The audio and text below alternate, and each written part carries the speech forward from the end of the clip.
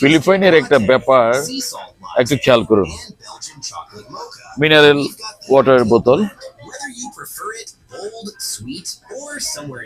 600 ml এর mineral water,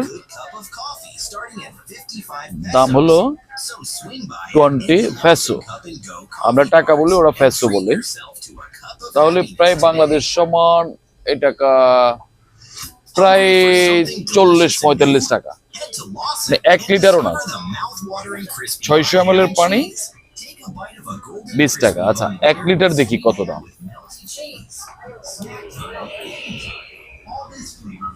এটা 1 litre, 1 litre পানি 32 পেসো। এখানকার 32 পেসো মানে বাংলার 70 থেকে 75 টাকা। মানে এখানে পানি বাংলাদেশের তুলনায় মিনারেল ওয়াটারের দাম অনেক বেশি, কারণ এখানে সুপেয় পানি খুবই অভাব নাগরিকদের জন্য।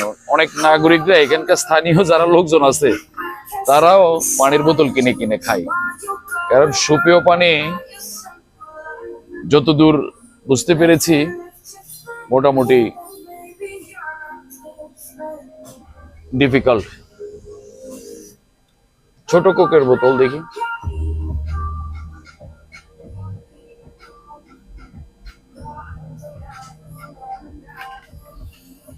কোকা কোলা 500 ml 45 পেসো। মানে 500 ml এর দাম হলো আপনার 45 90, 100 plus. Half litre Coca Cola 100 টাকা প্লাস। 120-30 টাকা দিয়ে আমরা 1 লিটার পাই, কিন্তু এখানে 110 টাকা সম্ভবত হাফ লিটার। এ হইলো এখানকার অবস্থা।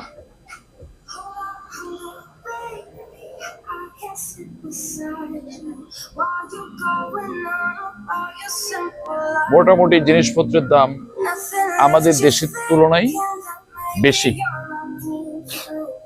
তবে এরা উৎপাদন করতে পারে তো, এরা উৎপাদন করতে পারে না, সব ইম্পোর্টেড।